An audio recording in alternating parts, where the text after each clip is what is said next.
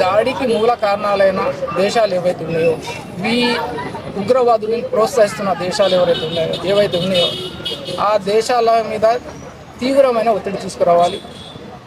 వాళ్ళ యొక్క ఆర్థిక వనరులు కానివ్వండి, వాళ్ళతోటి వ్యాపార లావాదేవీలు కానివ్వండి, అన్నిటినీ బహిష్కరించి ఆ దేశాల్ని ప్రపంచ పటంలో ఏకాకి చేయాలి.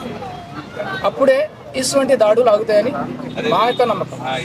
సో మరి ఇన్నోసెంట్ పీపుల్ని అలా కాల్చి చంపారు కదా, మరి వాళ్ళకి ఆ బాధ తెలియాలంటే మనం ఏం చేయాలి? ఈ ఉగ్రవాదులకి మతము కులము అనేది లేదు. ఉగ్రవాదమే వాళ్ళకు వెన్నతో పెట్టిన విద్య. అటువంటి వాళ్ళకి మనము బుల్లెట్ తోటి షూట్ చేసి చంపడము, లేక ప్రజలలో వాళ్ళని ఉరి తీయడము చేస్తే అది చాలా చిన్న శిక్ష అవుతుంది. నా అభిప్రాయం ఏంటంటే, మారిన భారతదేశ పరిస్థితుల రీత్యా అటువంటి ఉగ్రవాదుల్ని, వాళ్ళని పెంచి పోషించే వాళ్ళని ముక్కలు ముక్కలుగా నరికి బ్రతికుండగానే నరకాన్ని చూపెట్టాలి అని చెప్పి మేము కోరుకుంటున్నాం.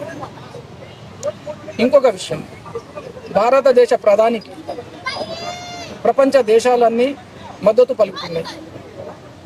భారతదేశం యొక్క అన్ని పార్టీలు, ప్రతిపక్ష పార్టీలు కానీ ఏ పార్టీలు కానివ్వండి, అన్నీ వాళ్ళకి మద్దతు పలుకుతున్నాయి.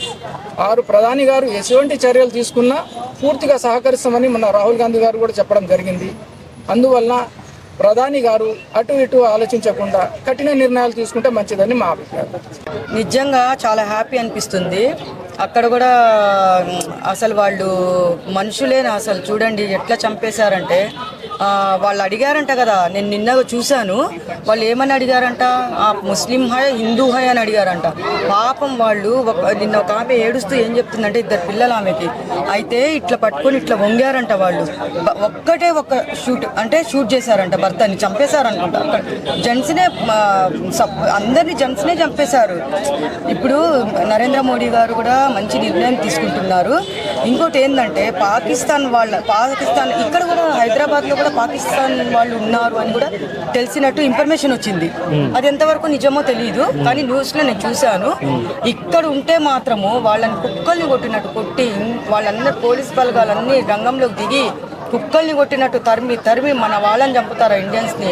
ఇంకోటి ఏంటంటే, వాళ్ళకి అక్కడ కరెంటు కూడా తీయడము, వాటర్ బంద్ చేయడం అదంతా జరిగిందని చెప్తున్నారు. కరెంటు తీయడం కాదు, వాళ్ళ ఫుడ్ కూడా లేకుండా చేయాలని నేను కోరుకుంటున్నాను. ఎంత ప్రాణాలు విలవిలలాడుంటాయి వాళ్ళకి అసలు. అది మనకి వాళ్ళు టూరిజం అన్న ఇంకోటి షాల్వాలు అమ్ముతారంట అక్కడ, షాల్వాలు స్వెటర్స్ అమ్ముతారంట. లేడీస్ మీద మిస్బిహేవ్గా ఏదో మాట్లాడారంట అక్కడ. మాట్లాడిన తర్వాత వాళ్ళంతా ఒకటేసారి వాళ్ళు ఏంటి ఇట్లా ఎందుకు ఇట్లా మాట్లాడుతున్నారు అంటే, కొంతమందికి హిందీ వస్తుంది, కొంతమందికి హిందీ రాదు. అట్లా మాట్లాడే వరకు వీళ్ళు వేసుకునే వరకు ఇంకా అటాక్ చేశారంట వాళ్ళు. అది జరిగింది ఇష్యూ. అయితే ఇంకోటి ఏం చెప్తున్నానంటే, పాపం ముస్లిం అతను వీళ్ళందరినీ కాపాడాలని చెప్పేసి, ఒక ముస్లిం అతను కాపాడాలని చెప్పేసి చూస్తున్నారని చెప్పేసి గన్స్ అన్ని కలెక్ట్ చేసుకోవాలని చూస్తే ఆయనను కూడా చంపేశారు. మన వాళ్ళని కాపాడాలని ఆయన కూడా పాకిస్తాన్ ఆయనకి ఎంత మానవత్వం ఉంది అసలు. అంతమందిని కాపాడి ఇక్కడి నుంచి పంపించేయాలని ఆయన చూశారంట, ఆయనను కూడా చంపేశారంటే ఎంత దారుణం. అది తలుచుకుంటుంటేనే అసలు నాకైతే అది విన్నప్పటి నుంచి 3 days నుంచి అసలు ఎవరికైనా అంతే, మీకు కూడా బాధే ఉంటుంది. పిల్లలు చిన్న పిల్లలు తండ్రిని కోల్పోయి ఇట్లా. అయితే నరేంద్ర మోడీ గారికి మన ప్రధానమంత్రి గారు మంచి పనులు చేస్తున్నారు. ఆయన తలుచుకుంటే ఏదైనా చేస్తారు. అసలు పాకిస్తాన్ వాళ్ళని సర్వనాశనం చేయాలని నేను కోరుకుంటున్నా. ఏం ఉగ్రవాదం నేర్చుకోవడం ఏంది వీళ్ళు? ఇక్కడ మన ముస్లిమ్స్ వాళ్ళనే చంపేస్తుంటే ఇంకా ఎవరిని వదులుతారు వాళ్ళు? అక్కడ అంత దారుణంగా ఒడిగట్టారు కదా, మరి ఆయనను కూడా చంపేసి ఆయన సేవ్ చేస్తుంటే ఈ పాటికి వాళ్ళందరూ అక్కడి నుంచి వచ్చేసేవాళ్ళు. కానీ సేవ్ చేస్తున్నాడని చెప్పేసి అతన్ని కూడా చంపేశారంటే అది చెప్పుకుంటేనే సిగ్గుగా ఉంది నాకైతే. ప్రపంచ దేశాలన్నీ కూడా ఇప్పుడు మనకు సపోర్ట్ చేస్తున్నాయి. ఇప్పుడు ఈ మూమెంట్ లో కనుక మనం పాకిస్తాన్ మీద పూర్తి స్థాయిలో అటాక్ చేస్తే ఎలా ఉంటుంది అంటారు? సూపర్ ఉంటుంది. అందరూ ఏకమైవ్వాలి, అందరూ ఒక్కటైపోయి పిడికిలు బిగించి అదే చెప్తారు కదా, మనం ఏందో అని చెప్పేసి వాళ్ళకి పాకిస్తాన్ నా కొడుకులకి చూపించాలి.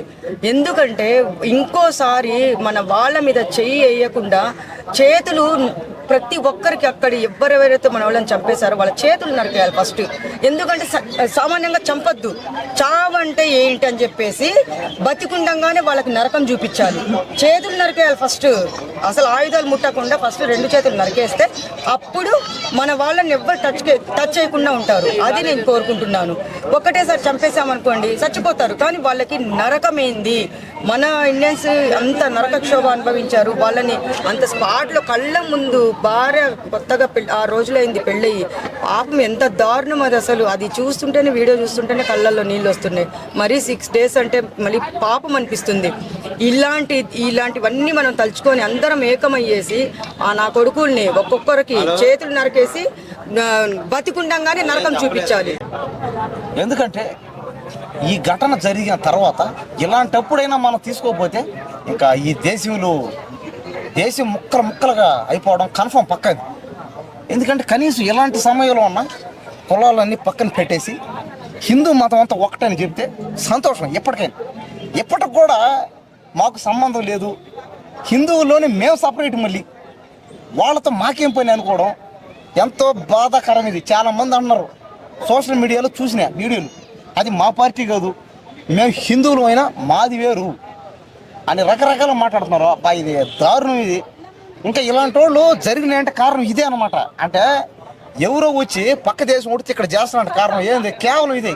అంతేగాని అసలు పక్క దేశం కూడా రాలేడు అసలు ఇక్కడికి, వాడి వల్ల కాదు ఇది. ఎందుకు ఇక్కడ కరెక్ట్గా లేం కాబట్టి. ఓకే, ఇప్పుడు ప్రపంచ దేశాలన్నీ కూడా భారత్ సపోర్ట్ చేస్తున్నాయి. ఇదే మూమెంట్ లో కనుక పాకిస్తాన్ మీద పూర్తి స్థాయిలో మనం అటాక్ చేస్తే ఏం పరిస్థితి?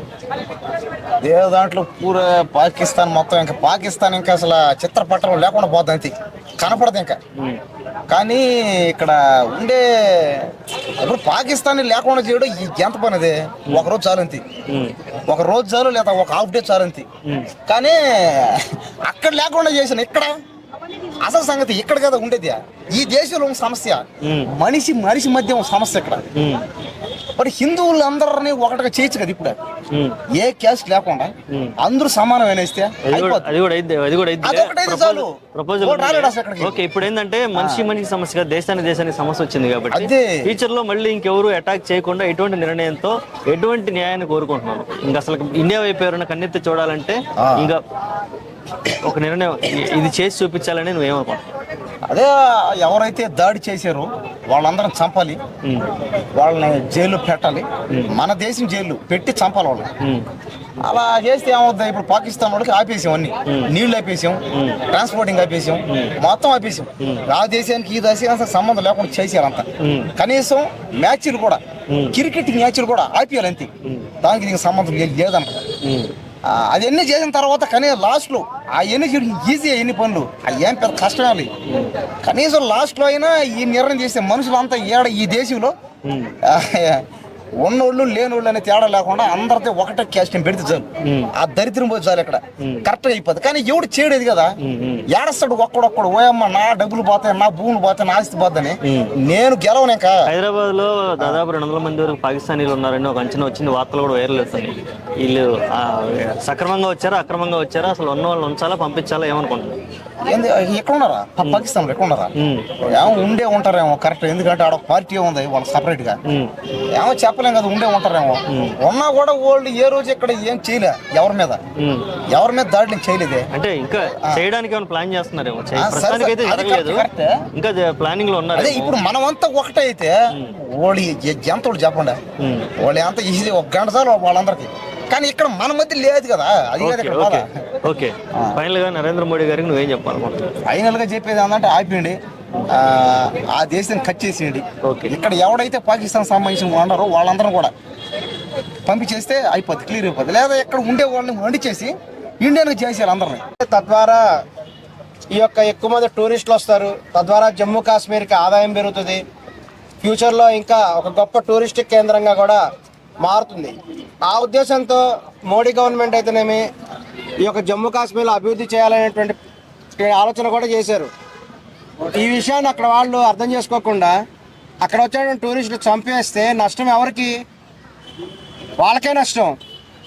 ఇప్పుడు పవన్ కళ్యాణ్ గారు కూడా ఇప్పుడు దీని గురించి తీవ్రమైన ఆగ్రహంతో ఉన్నారు. ఎందుకంటే ఆయన టూరిజం అభివృద్ధి చేయాలి, భారతదేశాన్ని అభివృద్ధి చేయాలనేటువంటి ఆలోచనతో వీళ్ళుంటే మీ దగ్గరికి వచ్చినటువంటి టూరిస్ట్ అని చంపేస్తే మీకే నష్టం కదా అది. మోడీ గారు యుద్ధం లాంటిది వెంటనే చేయకుండా వాళ్ళ వనరుల మీద దెబ్బ కొట్టారు. అలాగే యుద్ధం కావాలంటారా? ఎందుకంటే యువత అంతా ఇప్పుడు ఉడికిపోతున్నారు యుద్ధం కావాలని. సో మీరేం చెప్తారు? యువత అంతా కూడా చాలా తీవ్ర ఆగ్రహంతో ఉన్నారు. మీరు ఒక్కసారి గమనించండి, జమ్మూ కాశ్మీర్ రాష్ట్ర ప్రజలు కూడా భారతదేశం మీకు ఏం చేయదలుచుకుంది, మీకు ఏం సహాయం చేయదలుచుకుంది అనేటువంటిది మీరు ఆలోచించట్లేదు. ఇక్కడ ఏంటంటే మోడీ ప్రభుత్వం అయితేనేమి ఇతర ప్రభుత్వాలు కూడా ఇక్కడ జమ్మూ కాశ్మీర్ని అభివృద్ధి చేయాలి. జమ్మూ కాశ్మీర్ అనేది చాలా ఆర్థికంగా నిలబడి ఉంది. మీరు ఒక్కసారి ఆలోచించండి, జమ్మూ కాశ్మీర్ వాళ్ళు రాష్ట్ర ఆదాయం ఎంత? జమ్మూ కాశ్మీర్ రాష్ట్రము జిఎస్టీ ద్వారా కేంద్ర ప్రభుత్వానికి ఎంత అమౌంట్ కడుతుంది మీకు తెలుసా? చాలా తక్కువ ఆదాయం ఉంది, చాలా తక్కువ తలసరి ఆదాయం జమ్మూ కాశ్మీర్. వేరే రాష్ట్రాలు చూడండి, ఆంధ్రప్రదేశ్ రాష్ట్రం లక్షల కోట్ల రూపాయలు ఇప్పటికే జిఎస్టీ రూపంలో కూడా సంపాదించింది. వీటి టర్న్ ఓవర్ చూడండి ఒకసారి ఎన్ని లక్షల కోట్లు ఉన్నాయో.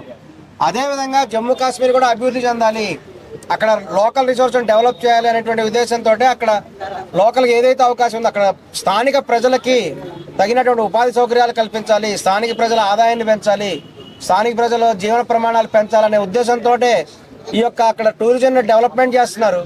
ఇంకా అనేక రకాల వ్యాపార కేంద్రాలు అభివృద్ధి చేస్తున్నారు, ఇండస్ట్రీ పెడదామని డెవలప్మెంట్ చేద్దామని చూస్తున్నారు. మీ స్థానిక ప్రజల అభివృద్ధికి కృషి చేస్తుంటే మీరు అది అర్థం చేసుకోకుండా వచ్చినటువంటి వాళ్ళ మీద అటాకులు చేయడం అనేది నిజంగా దురదృష్టకరమైనటువంటి విషయం. దీని మీద కూడా భారత ప్రజలు తీవ్రమైనటువంటి ఆగ్రహంతో ఉన్నారు. ఖచ్చితంగా కూడా అటాక్ జరిగేటువంటి అవకాశం ఉంది. మోడీ గారికి చెప్పుకోమన్నాడు. మోడీ గారి గురించి ఇంకా మీకు పూర్తిగా తెలీదు. మోడీ గారు కనుక అమిత్ షా గారు తలుచుకుంటే అసలు పాకిస్తాన్ యొక్క చిత్రపటమే మారిపోతుంది.